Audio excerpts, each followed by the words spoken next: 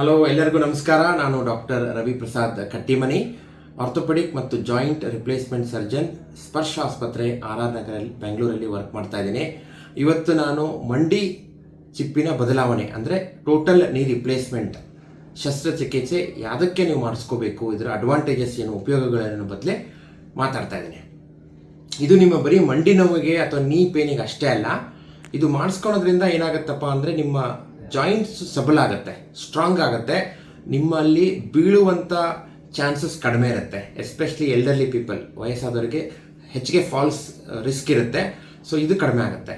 ಎರಡನೇದು ಬಂದು ನೀವು ಅನ್ನೆಸೆಸರಿಲಿ ಟ್ಯಾಬ್ಲೆಟ್ಸ್ ತೊಗೊಳೋದನ್ನು ಕಡಿಮೆ ಮಾಡ್ತೀರಾ. ಈ ಕಾಯಂ ನೋವಿದ್ದಾಗ ನೀವು ಪ್ರತಿದಿನ ಟ್ಯಾಬ್ಲೆಟ್ಸ್ ತೊಗೊತೀರಾ, ಇದರಿಂದ ನಿಮ್ಮ ಲಿವರ್ ಮತ್ತು ಕಿಡ್ನಿ ಕೂಡ ಡ್ಯಾಮೇಜ್ ಆಗ್ತವೆ. ಮೂರನೇದು ಬಂದು ಮೆಂಟಲ್ ಹೆಲ್ತ್ ವೆಲ್ ಬೀಯಿಂಗ್, ಅಂದರೆ ನೀವು ನೀ ಪೇನ್ ಇದ್ದಿದ್ದರಿಂದ ನಿಮಗೆ ಡಿಪ್ರೆಷನ್ ಆಗಿರ್ಬೋದು, ಆಂಗ್ಸೈಟಿ ಆಗಿರ್ಬೋದು, ಮನೆಯಲ್ಲೇ ಕೂತ್ಕೊಂಡು ಲೋನ್ಲಿನೆಸ್ಸು, ಇವೆಲ್ಲ ಪ್ರಾಬ್ಲಮ್ ಆಗೋ ಚಾನ್ಸಸ್ ಜಾಸ್ತಿ ಇರುತ್ತೆ.